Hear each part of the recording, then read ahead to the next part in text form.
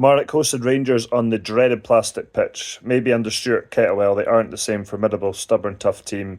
I was surprised when Kilmarnock were at home in Europe, I think it was last season. They didn't do better because most of their good results were away from home. Rangers looking for their first win in 3 games after 3 successive draws, including the Braga Europa League game.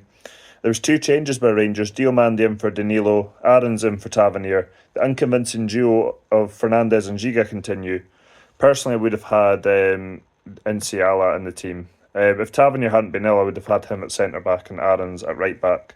This was actually probably Aaron's best game in a Rangers shirt, I have to say. So I mean, obviously Rangers supporters be delighted tonight after the win. Kilmarnock supporters be justifiably furious on a couple of decisions, and we'll go into that. So Gassam almost in, but Kilmarnock defend well with him having his back to goal. Dackers goes very close to opening the scoring, but he heads over. It really should probably have done better. Better by Rangers. Diomande found Aarons, who slipped in Gassam, who fired over. Rangers are playing the front foot, but just not quite getting that killer pass. Barron saves the day as Bruce Anderson is set on his way. It was heroic by Connor Barron. He followed that all the way because Rangers were completely caught. The ball was past Butland, and Barron, tracked it all the way and managed to keep the ball out, which was brilliant. It was bizarrely pulled back for offside. Anderson was in his own half, so had that VAR checked that would have been a goal. But an outstanding tracking back by Barron to stop what would have been a certain goal. Curtis came on for Barami. Watching Watson in this game, he looks like he can really pick a pass. He's a must in January for Rangers. Rangers had to be patient there, really worked the opening. It looked like it was gone when Diomande fell, but he managed to keep the ball alive, and Mijoski punted Rangers in front, and hopefully he can get on the goal trail now, which it did seem because he would get a goal in the second half. Kilmarnock looking to get level, but Rangers have defended well.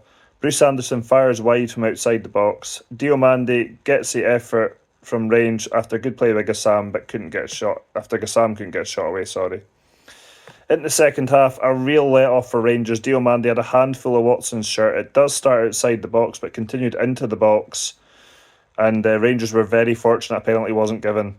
I do like Diomande, but he does have this rash side to him. Rangers would make it 2-0. Mijoski again. Raskin drove forward, found Mijoski, and he cuts inside the defender and rolls the ball into the net. That was the finish of a really confident-looking striker, which he obviously hasn't been. I mean, he's only doubled his goal tally tonight, but then hopefully... Well, and to be fair to him as well, he's not really had the service in the games, but hopefully that'll be him on the goal trail now. Curtis had a couple of efforts batted away by the keeper. Far better from Rangers tonight, actually looking more like a Rangers team, playing on the front foot, looked confident, creating chances and playing the ball forward quickly. Anderson came so close with a close range effort, but Rangers survived. Dees goes close from a corner, Butland had to save from the corner low. Kilmarnock are pushing hard to get back in this game with just over 20 minutes remaining.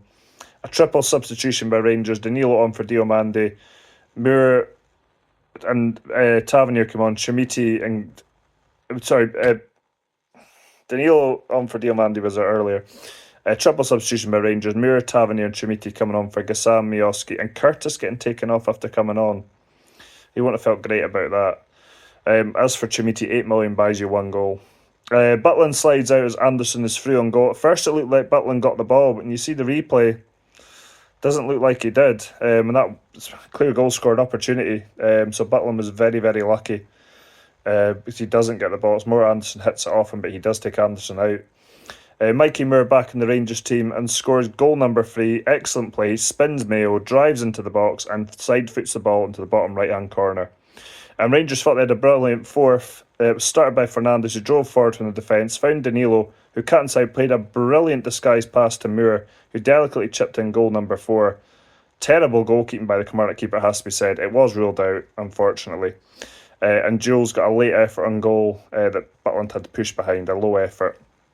So, dominant win for Rangers, probably one of their best performances on that plastic pitch. But yeah, certainly be some talking points after this one. So yeah, be back on Thursday for the Ferencváros game. As I've said before, though, I believe the Europa League at this point is dead rubber, so I wouldn't be putting too much stock into it. But Rangers are now 6 points behind Hearts and Celtic.